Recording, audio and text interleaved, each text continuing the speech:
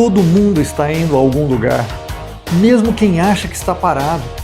A pergunta nunca foi se você está em movimento. A pergunta é: para onde você está indo? O cristão não vive andando em círculos, sem perspectiva e sem esperança. Ele vive avançando rumo a um alvo. Avançar é confiar que existe um alvo e que esse alvo não muda. O alvo não é um lugar, não é sucesso, não é status. O alvo é uma pessoa. Cristo é o destino. E nessa jornada, a gente aprende a deixar coisas para trás. Coisas que nos impedem de avançar, bagagens que pesam demais. A fé não é sobre chegar rápido, é sobre não parar. Existe uma eternidade te esperando. Os vencedores são aqueles que não param, aqueles que jamais desistem. Avance, prossiga para o alvo. É isso que queremos compartilhar com você nesse mês de fevereiro. Mês de janeiro nós falamos do tema enraizados, estamos nos aprofundando no relacionamento com Jesus. Agora, todo movimento que fazemos na direção de Jesus nos leva para um movimento para fora. Eu quero que você entenda isso, porque esse é o reino de Deus. Eu compartilhava com algumas pessoas há alguns dias dizendo assim que quando Jesus me salvou, a imagem que a gente tinha de uma pessoa cheia do Espírito Santo era um vaso. E até a Bíblia usa essa expressão sobre vaso, né? Um vaso de barro. Mas a imagem melhor, mais adequada para aquilo que o Espírito Santo de Deus faz em nós não é de um vaso, é de um duto, é de um canal. Porque o vaso, muitas vezes, ele é estanque. A gente pensa que vai receber de Deus, e que a gente vai desfrutar daquilo que estamos recebendo de Deus. O reino de Deus, você tem aquilo que você compartilha. Você tem aquilo que você dá. O reino de Deus cresce e se estabelece em você a partir do momento que você compartilha esse reino. Então, todo movimento que você faz na direção de Jesus vai levar você na direção de outra pessoa. Vai levar você na direção da sociedade, vai levar você na direção da sua família. Quanto mais você se aprofunda em Jesus, mais você tem um chamado para abençoar pessoas, mais você vive esse chamado e o propósito de Deus. Pode olhar em toda a Bíblia, a gente ama Deus em primeiro lugar e a gente vai amar o nosso próximo como a nós mesmos. Deus nos abençoa para que a gente seja uma bênção, como é o chamado de Deus para Abraão.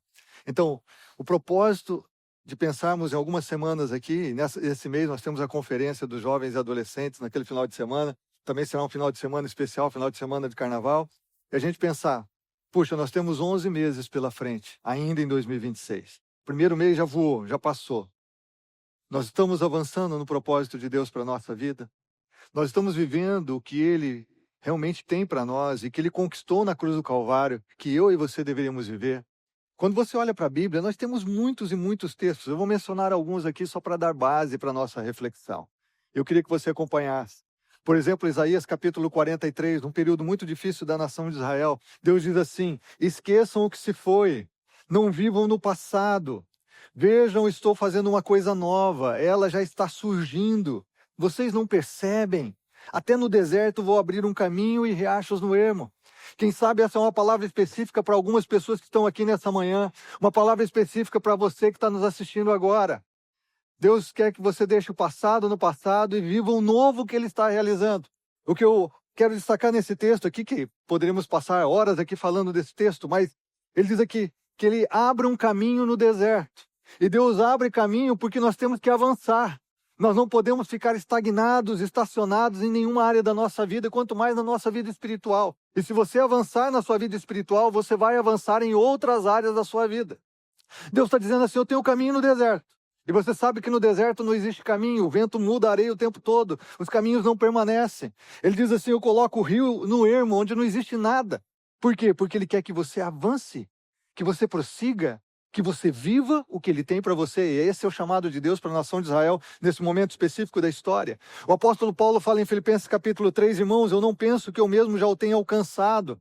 Falando da maturidade espiritual, do alvo dele, que é uma pessoa, que é o próprio Cristo, ele diz: eu não alcancei, mas uma coisa eu faço, esquecendo-me das coisas que ficaram para trás e avançando para as que estão adiante, eu prossigo para o alvo. Você não vê um apóstolo Paulo que já havia escrito várias cartas, ele está aprisionado agora escrevendo as cartas da prisão, mas que já havia escrito várias cartas, ganhado muitas pessoas para Jesus, plantado muitas igrejas. Se você não vê alguém estagnado, Você não vê alguém parado, ele está dizendo, eu prossigo para o alvo, eu prossigo para o alvo. Ele diz assim, a fim de ganhar o prêmio do chamado celestial de Deus em Cristo Jesus. Como nós refletimos no ano passado no tema imparável, o apóstolo Paulo era um cara imparável. Eu e você devemos ser imparáveis. Deus sempre nos quer num movimento, mas não num movimento sem alvo, sem rumo, sem direção. Um movimento claro, rumo à sua presença. Paulo fala aqui de conhecer até os sofrimentos de Cristo, o poder da sua ressurreição. Ele quer mais de Jesus. E porque ele tem mais de Jesus, ele tem mais para fazer na obra de Deus. Ele está plantando mais igrejas, ele está abençoando mais pessoas. Ele escreve essas cartas da prisão para abençoar milhares e milhões de pessoas ao longo dos séculos. Olha o que Paulo diz para Timóteo, seu filho na fé, responsável por uma igreja, ele diz, seja diligente nessas coisas. Ele fala de várias coisas que Timóteo deveria ser diligente, aplicar na sua vida. Ele diz, dedique-se inteiramente a elas para que todos vejam o seu progresso. Você está ouvindo essa palavra? Progresso. Todos vejam o seu progresso. Eu tenho certeza que esse é o desejo de Deus para mim, para você que está aqui nessa manhã, que as pessoas possam ver o seu progresso. O seu progresso na fé, o seu progresso como marido, como esposa, como pai, como filho, o seu progresso na sua vida profissional, o seu progresso, que as pessoas vejam a presença de Deus em você, o agir de Deus em você, através do que você está crescendo e progredindo. Hebreus 12, um texto que nós refletimos no Comece Bem. Esse tema está arraigado no meu coração nesse ano, irmãos, por isso quero compartilhar com você. Hebreus 12 diz, portanto, nós estamos rodeados por tão grande nuvem de testemunhos, heróis da fé em Hebreus capítulo 11. Ele diz, livremo-nos de tudo que nos atrapalha e do pecado que nos envolve e corremos com perseverança a corrida que nos é proposta. Essa é uma metáfora muito utilizada pelo apóstolo Paulo, autor de Hebreus, em outros lugares. Nós estamos numa maratona, nós estamos numa corrida. Ele está dizendo, tire o embaraço. Para quê? Para que você avance. Deixe o pecado para quê? Para que você avance, para que você progrida, para que você corra a carreira que está proposta a você a partir da graça de Deus em Cristo. Segundo Pedro, o apóstolo Pedro escrevendo a sua última carta, ele diz, por isso mesmo, empenhem-se para acrescentar à sua fé a virtude o conhecimento, ao conhecimento o domínio próprio, ao domínio próprio a perseverança a piedade a fraternidade o amor. O que Pedro está falando aqui? Das virtudes cristãs. E ele está dizendo, empenhe-se. A obra de Deus em nós, o Espírito Santo nos habita. Deus é que faz a obra em nós, sim. Mas eu e você cooperamos com Deus. Ler um bom livro cristão, irmãos, é parte daqueles que conhecem a fé. Raciocinar a fé, crescer intelectualmente na fé. Abrir o coração para ouvir Deus através da experiência de outras pessoas. Fazer um curso bíblico é algo que todos nós podemos fazer. Gastamos tempo com tantas coisas, às vezes, que não são tão úteis. Perdemos tempo em muitas coisas vazias. Todos nós devemos ser diligentes na nossa fé. Devemos nos empenhar em crescer na nossa fé, nas virtudes cristãs, na nossa vida. Os grupos de crescimento, os cultos, todas as oportunidades. Ontem nós oramos por isso. Quantas e quantas oportunidades você tem aqui na nossa comunidade de crescer. Só depende de você. Por quê? Porque Deus quer que você cresça. Você está vendo aqui tantos textos. Deus quer que você avance. Você tem uma comunidade que te oferece um monte de ferramentas. Por que não crescer? Como é que você quer chegar no final desse ano? Lá, quando chegar 31 de dezembro de 2026, como você estará? Às vezes nós só pensamos aqui agora, preciso resolver o problema de amanhã, segunda-feira, nosso início do mês, meu Deus. Já conversei com algumas pessoas, né? Algumas pessoas nessa semana. Ixi, segunda-feira, amanhã vai ser um problema. Estava falando com alguém ainda ontem, né, que trabalha na área de recursos humanos. Ó, final de semana, segunda-feira é um problema sempre para a empresa. Funcionário chega com atestado, falta. Os caras vão para a balada, depois não vem trabalhar na segunda, né? Enche o caco, fuma um baseado. Né? E aí, você que tem empresa sabe mais ou menos como é. Você estava falando com alguns professores. Os professores agora estão voltando às atividades, estavam de férias das crianças, dos alunos, não é? Tem que voltar, e às vezes a gente pensa no imediato, puxa, tem que resolver o problema de amanhã é segunda-feira, já virou um mês, as contas chegam de novo, e a gente não pensa, mas como que eu vou chegar lá dia 31? Como que eu vou terminar esse ano? Você tem um plano para a sua vida? Como você estará daqui 5 anos? Quem você quer ser daqui a 5 anos? Você tem um plano assim, que tipo de cristão eu quero ser daqui a 5 anos? Que tipo de marido eu quero ser? Pai, meus filhos vão estar com tal idade. Como eu quero chegar lá? Como eu quero envelhecer? A gente não faz planos, irmãos. A gente não pensa muito sobre isso. E Jesus, ele disse que a gente deve pensar cada dia o seu mal em relação ao mal. Mas não que a gente não faz planos. Jesus fala, se a gente vai construir uma torre, que a gente deve se assentar e fazer o planejamento antes. A Bíblia fala, é do homem o fazer planos.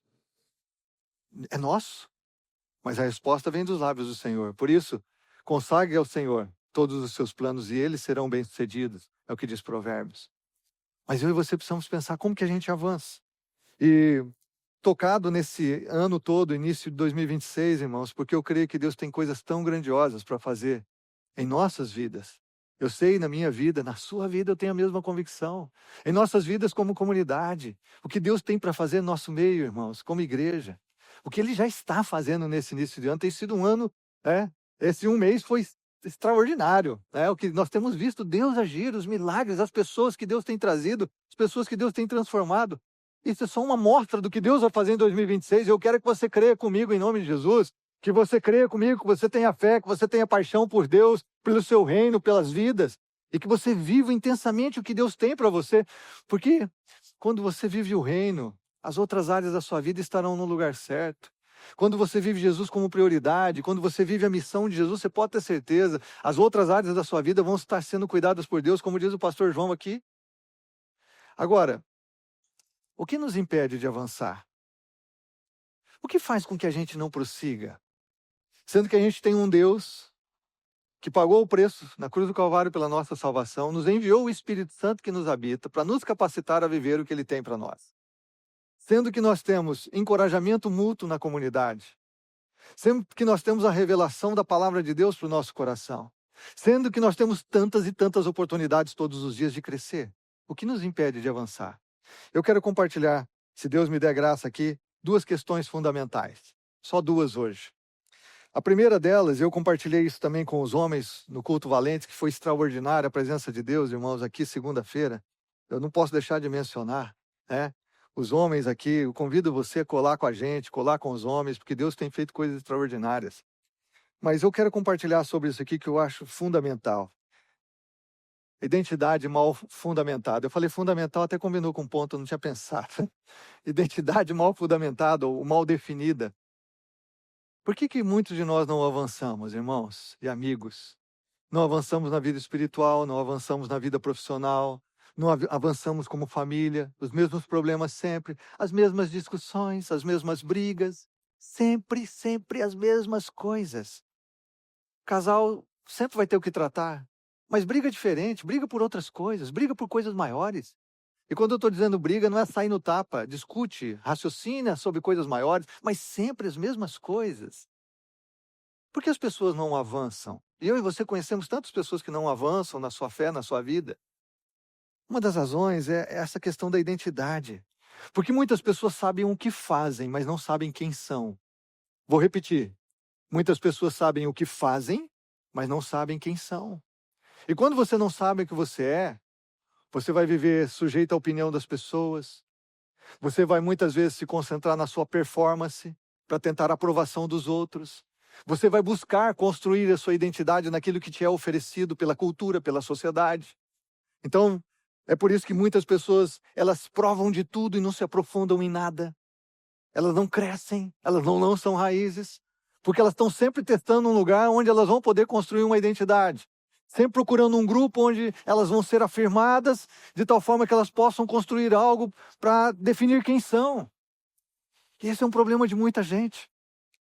Quando nós vemos alguém que perde um emprego, que perde uma namorada, que perde um casamento, que perde uma empresa, que fale e se suicida, qual o problema?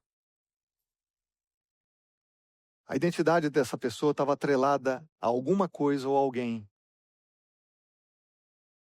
E ninguém, nenhum ser humano, nenhuma coisa que nós construímos nesse mundo é capaz de sustentar a nossa identidade. Porque todos nós aqui podemos perder um casamento, podemos perder um ente querido, podemos perder a saúde, podemos perder dinheiro, podemos perder uma carreira, podemos perder uma empresa que levamos anos para construir, todos nós. E se a nossa identidade está conectada a essas coisas, ela não vai sustentar no momento da crise. Identidade é fundamental. Quando a pessoa não tem uma identidade firmada em Deus, o seu valor depende do desempenho, da performance. E isso leva as pessoas a cair sim no risco do ativismo. Se tornam workaholics. Pessoas que trabalham demais porque têm que provar o tempo todo que são competentes, o tempo todo que são capazes, o tempo todo que são pessoas de sucesso. Por outro lado, muitos se frustram. E aí eles começam a ver, puxa, mas tudo que eu estou fazendo não faz sentido. Não se realizam e muitos realmente desistem. Muitos naufragam. Muitos caem nas drogas, no álcool, porque não vê sentido em toda a correria da vida, na busca frenética por aceitação, por construírem suas identidades em coisas que não trazem a realização no íntimo do seu ser. Ou alguns então passam a se vangloriar por suas conquistas, são tomadas de orgulho. E isso também se torna um caminho de fuga. E eles não se tornam quem deveriam se tornar, porque eles têm que sustentar suas conquistas. Eles têm que se manter no topo, eles têm que se sustentar para viverem dentro de um orgulho do seu desempenho e dependentes da aprovação das pessoas. E o que acontece é que essas pessoas vão por dois caminhos, ou os fracassos, que paralisam, que levam a uma baixa autoestima e essa pessoa não consegue progredir, ou o sucesso que gera orgulho e uma falsa autoestima. Porque você sabe que todo orgulhoso tem problema de autoimagem. Todo aquele que é soberbo e que trata as pessoas de cima para baixo é alguém que, no fundo, tem uma autoimagem negativa, uma autoimagem muito baixa. Ele tem que ficar se afirmando diante das pessoas. Ele precisa ficar promovendo o seu sucesso, a sua realização, porque, na verdade, ele tem problema interno com a sua autoimagem. Sem identidade não tem direção. Você já parou para pensar por que na Bíblia Deus mudou o nome de pessoas? Você já parou para pensar nisso? Por que Deus mudou o nome de algumas pessoas? Há 4 pessoas específicas na Bíblia que Deus mudou o nome. Uma delas foi Abraão. Abrão. A gente fala mais de Abraão. Mas Abraão chamava-se Abrão. E Deus muda o nome desse cara. Porque Deus tem uma promessa, Deus tem um propósito na vida de Abraão. Então, Abraão significa pai nobre, pai exaltado. Mas Deus muda o nome dele para pai de multidões. Por quê? Porque o nome na Bíblia é muito importante. O nome muitas vezes era colocado, ele se tornava uma expressão do caráter da pessoa. O nome identificava essa pessoa na sua essência. E uma mudança de nome sinalizava algo muito importante na vida dessa pessoa. Ela precisava mudar a sua identidade para viver o que Deus tinha para ela. E Abraão, que era pai exaltado e não tinha filhos, precisava mudar a sua forma de ver a si mesmo. E para ele mudar a forma de ver a si mesmo, ele precisou ouvir Deus. Deus via nele um pai de multidões, apesar dele não ter filho. E Deus muda o nome de Abraão para Abraão. Você não vai chamar mais Abraão. Porque você tem que começar a se ver como eu te vejo. Você está ouvindo isso? Você que está aqui nessa manhã. Você precisa começar a se ver como Deus te vê. Não como a tua família te vê, não como seus amigos te veem, não como a sociedade te vê, não como você vê a si mesmo. Mas você precisa começar a se ver como Deus te vê. Deus também mudou o nome de Sara. Sara chamava-se Sarai, que significava senhora, uma mãe no contexto familiar. O izinho ali no hebraico significava um contexto mais familiar. Ele muda para Sara, que amplia isso para multidão. Sara não tinha filhos, era estéril. Olha o texto de Gênesis 17. Deus diz assim: de minha parte, essa é a minha aliança com você. Você será o pai de muitas nações. Não será mais chamado Abrão, seu nome será Abraão, porque eu o constituí pai de muitas nações. Deus tem que mudar o nome que refletia o caráter da pessoa para que Abraão pudesse se ver como pai de multidões e não mais simplesmente como um pai exaltado que não tinha filhos. Olha aqui no verso 15. Disse também Deus a Abraão: de agora em diante sua mulher já não será chamada Sarai, seu nome será Sara. Porque agora o nome dela realmente significa, além de princesa ou mãe, significa mãe das nações, mãe de nações, mãe num âmbito maior do que o âmbito familiar. Deus precisava mudar a forma de Abraão e de Sara verem a si mesmos. Deus precisava fazer isso, para que eles pudessem avançar no propósito que Deus tinha. Eles precisavam acreditar de fato nas promessas de Deus. A Bíblia diz que Abraão creu, e isso lhe foi imputado como justiça. Mesmo sendo um homem sem filhos, ele creu. Sarai viveu o plano de Deus. Deus mudou a forma que eles viam a si mesmos. Eu acho interessante na Bíblia, outro personagem que Deus mudou era Jacó. Jacó significava usurpador, enganador. Mas quando ele tem um encontro com Deus lá no Val de Jaboque, no capítulo 32 de Gênesis, Deus diz assim: agora você não é mais Jacó, seu nome será Israel. Porque como príncipe você lutou com Deus e prevaleceu. Príncipe de Deus. O nome dele, que era de usurpador, enganador, que refletia o caráter e a vida dele, agora é mudado para príncipe de Deus. Você não é mais o Jacó, agora você é Israel. E Deus precisava fazer isso para que Jacó realmente pudesse viver as promessas que Deus tinha dado a Abraão, a Isaac e agora a ele. Promessas de que ele seria realmente a descendência de Abraão, pai de multidões. Dele viria as 12 tribos de Israel. Ele precisava se ver de forma diferente. Ele precisava ter uma identidade fundamentada em Deus. Não no seu nome, não na sua história. Eu gosto do exemplo de Gideão. Não foi Deus que falou diretamente com Gideão, mas Gideão estava com medo dos amalequitas. Estava palhando trigo dentro de um tanque de prensar uvas, escondido. E o anjo do Senhor aparece para Gideão lá em Juízes capítulo 6, verso 12, e diz assim: poderoso guerreiro, você vai libertar o povo de Israel. Poderoso guerreiro para um cara que está escondido. Poderoso guerreiro. Deus tinha que levar Gideão a acreditar naquilo que Deus via nele. Porque Gideão não se via como um poderoso guerreiro. Gideão não se via dessa forma. Mas Deus diz assim: poderoso guerreiro. Eu vejo em você um poderoso guerreiro. E foi o que Gideão se tornou. Ele, com 300 homens, venceu 135 mil homens. Com 300 homens, porque confiou em Deus e viveu o que Deus tinha para ele. Deus precisava ajudar Gideão a construir a sua identidade naquilo que Deus via nele. E o Simão Pedro, irmãos? Que na verdade é Simão. O apóstolo Pedro, o nome dele era Simão. E lá em João capítulo 1, 42, Jesus olha para ele e diz assim: você é Simão, filho de João. Mas agora será chamado Cefas, que no hebraico é pedra. No grego o nome é Pedro. Por quê? Porque Pedro se tornaria uma das colunas da igreja, uma liderança na igreja primitiva. Deus olha para Pedro e já muda o nome dele de pronto. É como se Deus chegasse para mim e falava assim: você é Carlos, filho do Alcides, mas agora será chamado Romualdo. Nada contra o Romualdo, se tem algum Romualdo aqui, tá bom, gente? Só um exemplo. Eu não sei se eu ia gostar muito desse negócio, mas peraí. Eu sou o Carlos. Peraí, Jesus só vai mudar o meu nome. Por que Jesus muda o nome de Pedro para Pedro? Porque ele precisava de uma nova identidade. Jesus já estava colocando para ele. Pedro não entendia tudo isso, tudo que ele iria viver. Você sabe que Pedro era instável, que Pedro agia, né, por impulso. E Jesus coloca o nome dele do quê? De pedra. Pedra é estável, pedra está no lugar. Jesus estava mudando esse homem, estava dando uma visão clara de quem ele seria a partir dele, de Cristo. Será que você já entendeu aqui quem você é a partir de Cristo? A partir do amor dele por você? Você já conseguiu se ver como Deus te vê? Sua identidade está fundamentada em Cristo. Deus mudou o nome deles porque a mudança, irmãos, começa pela identidade. Entenda uma coisa: você faz o que faz por causa daquilo que você pensa de você. Escute isso mais uma vez: você faz o que faz, age como age por aquilo que você pensa, por causa daquilo que você pensa de você. Nossas ações, nossas escolhas, nosso comportamento são produto daquilo que nós pensamos. Por isso é tão importante que você tenha uma identidade clara em quem você é, a partir de Cristo, do amor de Deus, do propósito dele para a sua vida, porque o seu comportamento, as suas escolhas, as suas decisões, os seus sentimentos serão resultado da forma que você vê a si mesmo, como você pensa de você. Deus precisava mudar a forma deles pensarem a respeito de si mesmos. Para fazer o que precisa ser feito, para mudar, para avançar, primeiro você precisa pensar a coisa certa a seu respeito. Pensar a coisa certa a seu respeito.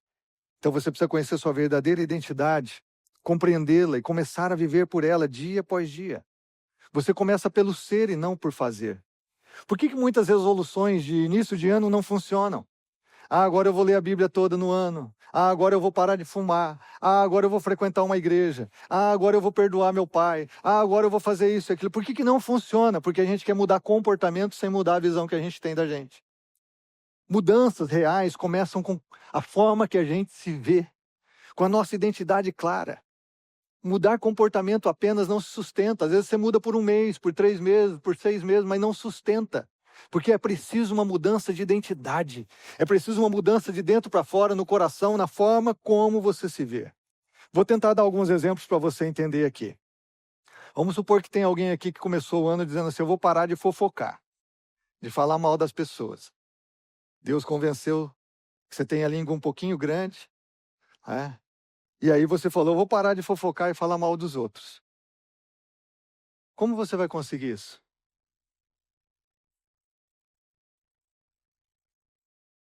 Só se você entender que você é uma nova criatura em Jesus, que você é filho e filha de Deus, e que a Bíblia diz que as suas palavras são para abençoar pessoas.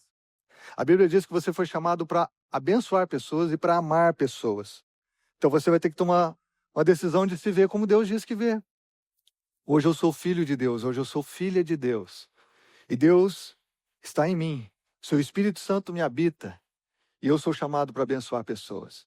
Eu não vou tentar mudar o comportamento, eu vou mudar a forma como eu me vejo. Hoje os meus lábios são de Jesus. A minha língua existe para exaltar o seu nome e abençoar pessoas. Aliás, a Bíblia diz que toda palavra deve transmitir graça aos que ouvem. Efésios 4:29. Então é diferente. Você não vai tentar mudar o comportamento. Você vai mudar por causa de quem você é em Cristo. Quando você entende quem você é em Cristo, você rendeu seu coração a Jesus. Então, ao invés de falar das pessoas, você vai abençoar pessoas. Deixa eu tentar dar um outro exemplo. Então, você, marido e esposa, estão aqui nessa manhã, tem entendido no seu casamento que vocês precisam ter um casamento melhor. E isso é muito subjetivo, porque o que significa ter um casamento melhor? Você já definiu o que é um casamento melhor? Casamento melhor para um casal é uma coisa, para o outro casal é outra. Você já definiu o que é ter um casamento melhor? Como a gente diz aqui, irmãos e amigos, não basta ser casado, a gente precisa ser bem casado. E bem casado é gente que olha para o seu casamento e diz assim: nós vamos crescer, nós vamos avançar. Nós queremos ter um casamento melhor do que a gente tem. Ah, não, mas nosso casamento já é bom. É bom, é? Isso quer dizer que não pode melhorar? Isso quer dizer que não pode aprofundar? Isso quer dizer que não pode crescer só porque já é bom? O bom, muitas vezes, destrói o melhor. Gente que se acomoda no bom nunca vive o melhor. Nunca vive o melhor. Não basta ser bom. Nós precisamos estar bem casados. Mas vamos supor, então, que você tomou essa decisão. Como é que você, então, cresce num casamento?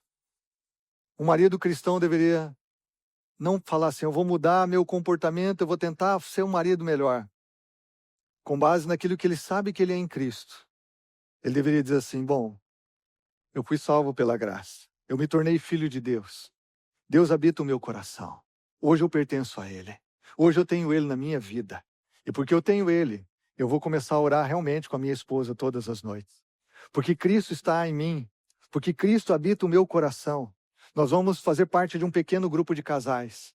E nós vamos crescer na fé. Porque Cristo habita o meu coração. Porque eu sou dele, o meu casamento é para a glória dele. Eu vou investir tempo lendo bons livros no meu casamento.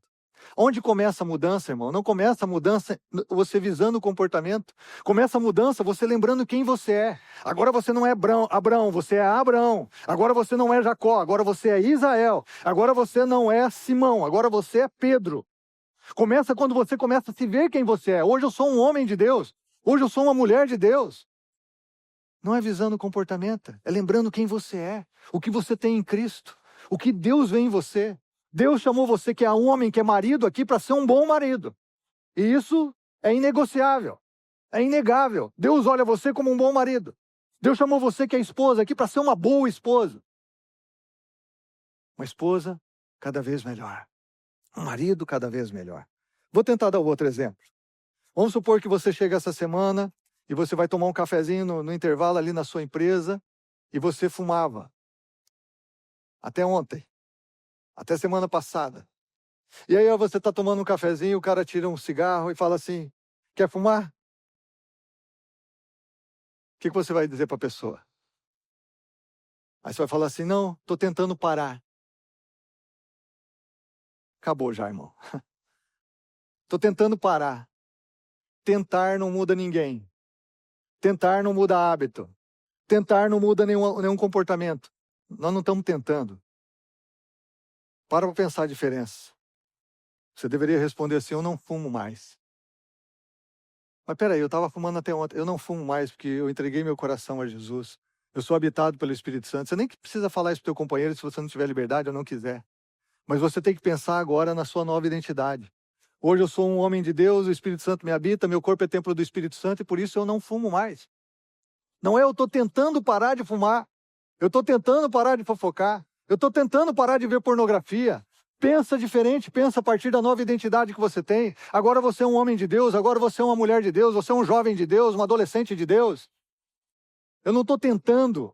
Eu estou vivendo com base na minha nova identidade. Porque Pedro não se tornou a coluna da igreja, porque Jesus mudou o nome imediatamente, Pedro se tornou estável. Foi um processo na vida dele, mas ele tinha que acreditar que a mudança que Jesus estava fazendo na vida dele era real.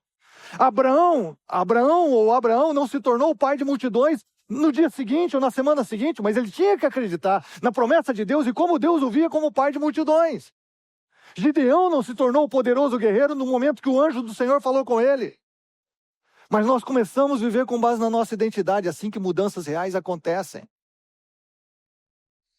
Você entende a diferença? Eu não estou tentando. Eu sou uma nova pessoa. E porque eu sou uma nova pessoa, e Deus habita o meu coração, eu vou viver como essa nova pessoa. Mas e se eu fumar nessa semana de novo? Eu vou viver como uma nova pessoa. Eu não estou tentando. Eu sou filho de Deus, Ele habita o meu coração. Eu parei de fumar. Eu parei de beber. Eu parei de ver pornografia. Eu parei, mas se eu cair de novo, você volta ao mesmo lugar. Sua identidade é em Cristo. O que acontece muitas vezes na mente das pessoas é que daí, semana seguinte, ela vê pornografia de novo. No mês seguinte, ela vê pornografia, ela acha que não tem jeito. Não tem jeito porque você não acredita no que Deus está dizendo que vem em você. Porque você não acredita no que Deus fez na cruz. Que Ele é capaz de mudar você como muda um monte de gente, porque não mudaria você. Que Ele é o Deus Todo-Poderoso e que muda, que quebra ciclos, que quebra vícios, que quebra o poder do pecado. Que Deus muda a gente de dentro para fora e realmente nos dá uma nova identidade. É como você se vê. Qual a sua identidade? Isso é tão extraordinário que opera uma revolução na nossa vida, no nosso coração. Nosso coração. Pensa em quem você quer ser a partir da sua nova identidade em Cristo. Quem você quer se tornar? Você quer se tornar uma pessoa livre de dívidas? Você quer se tornar uma pessoa generosa? Você quer se tornar um marido, uma esposa que honra a Deus com alegria? Um pai, uma mãe dedicada aos filhos? Alguém saudável que honra a Deus? Transforme-se pela renovação da sua mente. E a primeira coisa que Deus precisa mudar na sua mente é quem você é. Você não pertence a você mesmo, você não é produto da cultura, você não é simplesmente herança da sua família. Você agora é filho e filha de Deus, e isso faz toda a diferença quando você crê nisso. Você tem uma nova identidade em Cristo. Quem você quer se tornar? Alguém puro de mente e de coração, alguém liberto dos vícios, alguém respeitado, alguém fiel, alguém leal. Quem você quer? Um jovem consagrado a Deus, um adolescente consagrado a Deus, quem você quer ser? Muitos fazem o oposto e acabam não agindo como tais. Por quê? Porque as suas identidades não estão fundamentadas nele. É por isso que você já viu o cristão que tentou mudar, melhorou por 3 meses, 6 meses e voltou ao seu pecado, ao seu vício. Ele não tomou posse da sua identidade. Ele não tomou posse. E aí ele acha que não é possível a mudança, que não é possível a transformação. É por isso que existem muitos cristãos que acabam se tornando hipócritas, que falam uma coisa e vivem outra, que o comportamento não está alinhado com aquilo que o Evangelho diz, porque ele não vive a sua identidade. Ele não vive a partir de Cristo, mas a partir de si mesmo. Então pensar assim faz as coisas começarem por quem você é. Você está entendendo isso? Uma identidade clara em Deus. Eu acho maravilhoso que quando Jesus foi iniciar o seu ministério público, lá no batismo, Deus disse para Jesus: esse é o meu filho amado em quem eu tenho prazer. Antes dele começar o ministério, Jesus tinha clareza de quem ele era no relacionamento com o Pai. No fim do seu ministério público, no Monte da Transfiguração, Deus novamente diz: esse é meu filho amado, a ele ouvi. A identidade de Jesus estava firmada no Pai. É porque estava firmada no Pai, ele pôde viver todo o propósito do Pai. Ele viveu como filho amado de Deus. Para você entender como isso é profundo e necessário no coração de cada um de nós. É claro que eu não vou poder falar tudo aqui, explicar, e nem tenho todo o conhecimento do mundo para poder traduzir isso, de como isso é impactante na vida de uma pessoa. Mas a palavra de Deus é clara em ensinar, você pode crescer nisso. Minha oração é que você seja desafiado a avançar. Avançar a partir da sua identidade em Cristo. Avançar a partir da pessoa que você se torna nele e por ele. Não em si mesmo. A partir de Jesus. Eu creio que é hora de você avançar. É hora de você se tornar a pessoa que Deus te criou para ser. E Jesus já está operando essa mudança na sua vida, creia. Jesus, e vai continuar essa obra até o fim. A Bíblia diz até o último dia Deus vai completar essa obra, Filipenses 1:6. Lembre-se disso. E lembre-se, sobretudo, que o Espírito Santo já habita o teu coração. Já habita o teu coração. Como é importante a gente ter uma identidade arraigada, fundamentada em quem não muda, em quem não é instável. Se você está firmado em Cristo, você vai passar por tribulações, por lutas, mas você vai se manter em pé. Porque a sua identidade está nele, você sabe quem você é. Aí sim, você pode ganhar ou você pode perder. Você é o mesmo, porque você é um cristão, você é um homem de Deus, uma mulher de Deus e sabe quem você é. Você pode ganhar uma empresa ou você pode perder uma empresa. Você pode ter muitas conquistas ou pode ter muitas perdas. Você sabe quem você é. E saber quem você é te sustenta na hora da perda, na hora da luta. Alguns de nós vivemos pelos estigmas que recebemos na nossa família, dos amigos. Eu já tive tantos apelidos, irmãos. Vocês não acreditam. A maioria deles estava ligado ao meu nariz. Eu já fui chamado de tubarão, tucano, Então, sempre ligado ao meu narizinho vantajado. Eu já tive apelido de limpinho, esse foi bom. O pessoal me achava muito limpinho. No meio da molecada ficava tudo sujo. Eu sempre estava meio alinhadinho, limpinho, até jogando futebol. Muitos apelidos. Muitos apelidos. Quando Jesus entrou na minha vida, tinha meus complexos. Eu só tinha nariz e orelha, pra você ter uma ideia. Quando eu espichei, só tinha nariz e orelha. Tem uma foto que meu pai tirou. Sabe quando tirava naquelas câmeras, né? Filme de 12 poses. Meu pai tirou uma foto eu lavando o carro. Nessa foto só aparece a minha mão, o meu pé, meu nariz. E o carro? Eu não apareço na foto. Só as extremidades apareceram. Então eu tive uma fase... Deixa pra lá. Uma fase com os meus complexos. Uma fase com os medos. Aquela época que eu tinha um medo de morrer. Um medo terrível de morrer. E medo de morrer nos impede de viver. Meus complexos. Quer dizer que quando a gente vem para Jesus, Jesus cura complexos. Jesus sara feridas. Jesus, ele realmente abre os nossos olhos para ver quem nós somos a partir do seu amor e da sua graça.